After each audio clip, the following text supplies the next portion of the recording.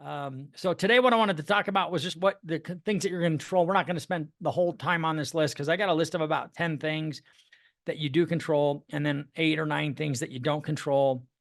But when we talked about this a couple of weeks ago, when I said the inputs are what you control. You control your activity, you control the things that you can do that produce results. And that starts with the number of dials that you make on a daily basis, the number of conversations that you have, and the number of face-to-face meetings that you have on a daily basis. You control that. That's completely in your control based on the level of activity and how many conversations you have. I always love the story about Chris Hauber when he first started. He was trying to make phone calls. And he was calling a few people here and there. And then one day I said, how many days in a row you think you can give me a report card with a C on it before I let you go? I think I said, fire your ass. And he, the next day talked to like 38 people, dialed like 75 people. And That dialed like 200 and talked to like 50. I think it was like 70 something. But anyway, but you only worked. I remember he said, I'm like, how long did it take you? And he's like, 6 hours. I was like, yeah, it didn't even take 8 hours. And so, It was 8. huh? It was 8. It was an 8-hour day, but you only dialed for 6. So the point is that you have control over that activity level and you have control. And it doesn't matter where you're at in your business. If you're Giuseppe or if you're just getting your business going, you do control how much activity you can put into it. And so don't ever feel like there's nothing you can do. That's the thing that I think happens to people is they feel like, man, I don't have enough leads. There's nothing I can do. It's like, yes, there is. You control this. And the fact that you control that means everything to you. The second thing that you control is the number of social media posts, likes, comments, and direct messages that you can put out on a daily basis. So if you wanted to block 30 minutes to an hour a day and just said, this is all I'm going to do for the next 30 minutes or 45 minutes or an hour, you control that. You have complete control over that. Turn off your phone, turn off your email, and just do the social media prospecting activity that you know you want to do. You control the number of events that you attend or hold on a monthly basis to help grow your sphere of influence. The amount of things that are out there to go in, like groups that you can join, groups that you can start, events that you can hold, first-time homebuyer seminars, online seminars, continuing ed training for realtors, any kind of training for realtors. You can do that on a monthly basis. You have complete control over that. We have one of the nicest conference rooms to hold an event like that with real estate agents. People are always really impressed with that. So that's the thing that you need to stay focused on is like, well, what else can I do? And there's a ton of things that you can do, and you have complete control over those things. You also control the number of handwritten cards, books, gifts, and newsletters that you send either via snail mail or electronically each day, week, or month. You control that. And it's just an activity. What I've always, Giuseppe, one of Giuseppe's secrets is that or I don't know if it's a secret, but strategies or tactics that he's always employed is that he's just really super great at implementing a new thing that he's going to do and make it systematic and automatic so that it happens with the least amount of effort possible on his part. That takes the least amount of time. And so he's really good at leveraging his time to create those things. You control that, right? So it's just deciding that you're going to do that stuff is all that it comes down to. And then the fifth thing, and we'll stop here today, is how many times, I'm sorry, the number of email broadcast messages and videos you send each week or month to your database. You control that as well. So those are all within your control. There's 5 more things on this list that you could do that will increase your ability to grow your business. And I think that's the thing that a lot of people think is they don't take advantage of all those possibilities. And I want you to know that that's in your control and be excited about it because, you can always do more. I mean, at the end of the day, there's always more that you could do and there's always in it, but it's hard to do that when you're winging it, when you don't have a plan. It's really hard to do it if you don't have a plan. So it's sticking to a plan. It's coming up with a plan and going like, this is how I'm going to do my email broadcast messages and videos that I send every month to my database. This is how I'm going to do it. You're going to write it down, put it together. It doesn't have to be perfect. You just have to start. You'll adjust it and just keep going. and every month make a little tweak to it. Okay, this is because Giuseppe's always done that. As I've watched him over the years, he's always done that. Like, this is what I did the first couple of times, but now I'm going to do it like this. It's going to be way easier and way faster. And that's how you leverage. And it's the consistency of that effort over the period of time. That's the difference. It's the lack of consistency in most loan officers' business that produces the poor results. Is they just don't stick to anything, even in the face of it not working. Because if they know it works, even if it's not, you're not getting the instant gratification that you were looking for, it's compounding. And it's that consistency over a long period of time, months, right? 6 months, 12 months, 18 months. You have to be patient. And this stuff always pays off. What did you say you were going to do, Giuseppe, that you just did forever? Was it the updates? I think it was you recording a market update every day. Hold on my voicemail. Yeah. Yeah. I Tell did that story.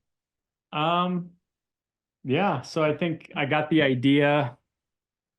May have been from Todd Gerke, actually, when he was on stage at like We didn't know him then, but sales. yeah, Yeah, we didn't know him then. this was at Mount Mastery. Yeah, he was like the rookie of the year or something like that. I don't know. There was something where he was on stage at Sales Mastery in like 2006.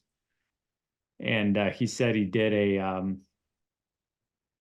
recorded his outgoing voicemail message every morning with just a quick snippet from whatever Barry Abib was talking about, right? Here's what happened in mortgage rates yesterday. Here's what the market's doing today. And because it changes every day, you know, people catch on to that and you get good feedback. But, you know, I don't know how long I did it. You 5 did it for a years? long freaking 5 time. years, 6 I was years? blown away at how long you did. I was like 4 years later, you're like, yeah, I'm still doing it. And I was like, you are? That's crazy. Well, it's a, you know, it's good because then you have your little 2-sentence script about, you know, what the market's doing. You can say that 50 times that day. Given the fact, and especially I'm not recommending that anyone start doing this. And would you? I wouldn't recommend anyone start doing this today. This is more about because we communicate so much differently today than we did in 2006. Like it's all electronic. Nobody's just calling anybody. Like everybody reaches out. Back then, everybody reached out by phone. Now it's text and email first, or social media first. It's never just a phone call. But the consistency of that effort over that extended period of time, and don't discount the fact that he trained himself to be consistent doing that as long as he did it. Like that's the takeaway is you learn to be much more of a consistent person. You must have already had some of that built in, but the fact that you said you were going to do it, I was like, man, he's like the only guy I know that would say he would do that and then continue to do it for like 5 or 6 years. It went on for a long time. And then It was probably until like 2010 or something or 2012, whenever we started getting really busy and like just not enough time. Yeah. Anyway. Or maybe that's when we canceled. MBS Highway may have gone out of business, or what was it called then? It was called Mortgage Market Guide, and he sold it. Yeah, and then we stopped subscribing to it. I'm like, well, now I don't know what to say, so we'll just do a regular voicemail. Yeah. Anyway, the point being is the consistency of the effort of all of this activity. So if you say, I'm going to start dialing in conversation, you make 50 dials today and you have your 10 conversations, which is a goal on a daily basis. And you have, 2 or 3 face-to-face meetings every day, Zoom counting as a face-to-face, and then maybe a physical face-to-face or 1 or 2 or 3 every single day. And then the next week, you don't do any of that work again. It's like the compounding effect. It has to start over. You have to start over. It's almost like you have to start over because you're not going to get any traction doing that. And that's where I think a lot of people mistake. That's the mistake that a lot of people make, is where they lose out, is that they and then almost like the first effort wasn't even like, why bother? Because if you're not going to keep doing it, it's not going to pay off. So it's that consistency that really creates the leverage for yourself. I got 5 more that we'll cover next week. And then I have a whole list of things you don't control that we'll talk about as well. But let's start there. Does anybody have any feedback or anything they want to talk about real quick? All right, cool. Well, I Let's was have a gonna great say Friday. Have a great rest of your day. And we'll see you guys on the noon call. Ryan was going to say Ryan was something. gonna say something. No, I just was gonna say. Oh, sorry, to sorry, your sorry. point about thank you cards, this is just a small thing that I was having a really tough time like following up, like doing thank you cards, and I feel like that's like getting snail mail is really cool these days. So I started writing thank you cards for every app that was coming in. So like as soon as an app that came in, I got a trigger that was like send a thank you card to the client, and it's just like thanks so much for the opportunity to help. I know this can be kind of a daunting and stressful process, but I'm really excited to make this as stress-free as possible. If you ever have any questions, definitely don't hesitate to give me a call or reach out. And maybe that's helped with my conversion rate because I'm just trying to do something different than the other guys. So I just Mhm. wanted to share that as maybe a win. 100%, dude. Yeah. It's the little things, man. Like I want to do that too, but like geez, you get busy and you're just like, I don't have time to write like 5 thank you cards today. And Yeah. I it's usually awesome. try to like, I Gotta don't do know, it. like maybe like a theme day like G, right? So like maybe I'll do it 2 times a week and I'll just sit down and bang them out real quick, you know? Or if someone wants, I mean, just do one a day, right? Just throw it on top of your keyboard because you always have time to do one card.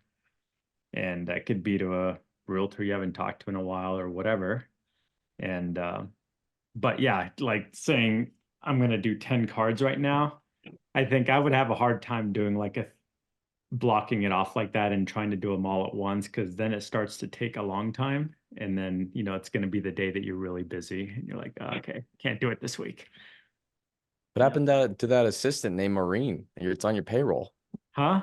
So what happened to that assistant? She only works like 1 day a week. Oh God, what a slacker.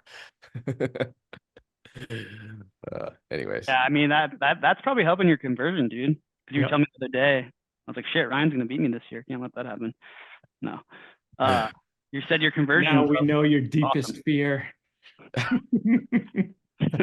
kind of. That's why he's getting 6 hours of sleep at night. Shut up. Dude, if I got that, I'd be like, and I was talking maybe 2 other lenders or one, and one guy sent me a thank you card and hand wrote it. Not one of those like typed out ones. I hate those. It's like that feels even worse. Yeah. I think that's probably like, oh Yeah, shit, I mean, like and then you cares can like about me, you know? you can talk about something from your call too, so it shows you're listening. I don't know. I'd kind of like just take a page out of Christine's book, you know. So, because yeah, I think like it's a prospecting activity we forget about sometimes, you know. So, anyway, Yeah, it's a simple one too. But Thanks to for sharing. Giuseppe's point, yeah, you don't want to overdo it. I think that's where a lot of people make mistakes is that they take something and they try to make it really big and it's like, yeah, I fucking hate doing it. And Right. so if you hate doing it, you won't do it. yeah, I don't get 10 applications a day, so that's why it's doable right now. Yeah. So maybe once that starts happening, my life will be a little bit different. But Yeah, but what you're going to want to do, what I would recommend you do is like going, you got to figure out a way to systemize the shit out of that process. Because even if you get to that point where you're doing 10 apps a day and you will, or not a day, but a week or something. And like, you can send out 10 handwritten cards a week. do you know what's crazy? I think there's like, you can like order thank you cards where you like type it up, but there's like a thank you card company that will do some sort of like pen, you Yeah. know, like write it out for you. So it looks What's like the name of it's that person company, that's writing. Giuseppe? I think it was called handwritten. I was gonna say, I Handwritten, feel like, it's inside of Handywritten or Salesforce. something. Yeah, it's connected to Salesforce. oh, really? I Handywritten, didn't even know maybe? that. Yeah. Handy, Yeah. handy written. Oh, handy written, yeah. So, Yeah, email Paula because I think Curtis used to do that, Ryan. Hmm. But that might be a good if it doesn't look like one of those like, you know, if it looks like it's actually written, that's nice. But if it's one of those like typed up like Yeah. e-contact cards, I'm like, this is like worse. Like you just Well, the other thing that you could do is you could have a bunch of them already written. If you're going to say the same thing every time and you leave one sentence room Hmm. for a personal note that you Yeah. want to like reference from the call, so you could have them already ready to go. It's about systemizing, and that's That's a good how idea, and Dave. that's the leverage, is figuring out a way to leverage it to make it simple to do.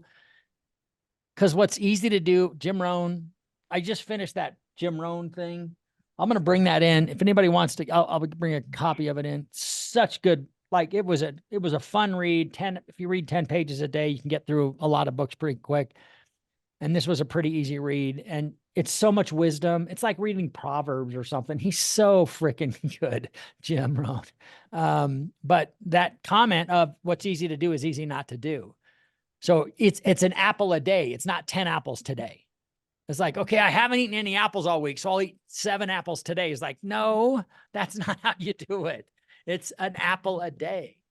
And so that's the leverage part, is the consistency and saying that you're going to do something. And when you become somebody who does what he says he's going to do, it raises your self-esteem. You feel better about who you are as a human.